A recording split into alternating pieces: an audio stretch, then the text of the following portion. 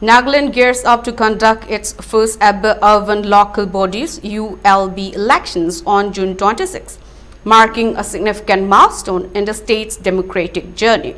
This historic election will witness the participation of 3 municipal councils and 36 town councils, with a notable 33% reservation for women, a progressive step towards gender inclusivity in local governance. The decision to hold municipal elections with women's reservation comes after the last ULB election in 2004, which lacked such provisions. The state boasts a total of 418 wards spread across 39 municipalities and town councils, with 142 wards specifically reserved for women. Among the prominent councils, Kohima, Dimapur and Mokokchung fall under municipal councils, while the remaining are categorized as town councils. According to the election schedule, nominations will be accepted from June 7 to June 11, followed by scrutiny of valid nomination papers on June 13.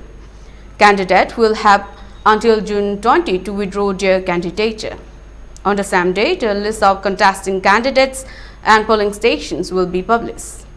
In the event of any repolling, it will be conducted on June 28. The crucial process of vote counting and result declaration is slated for June 29.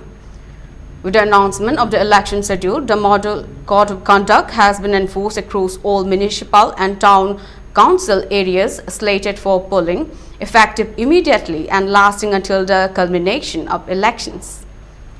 It is noteworthy that the State Cabinet on April 26 provided administrative approval for the conduct of ULB elections in Nagaland, along with specifying the rotation-based reservation of wards for women as mandated by the Nagaland Municipal Act of 2023.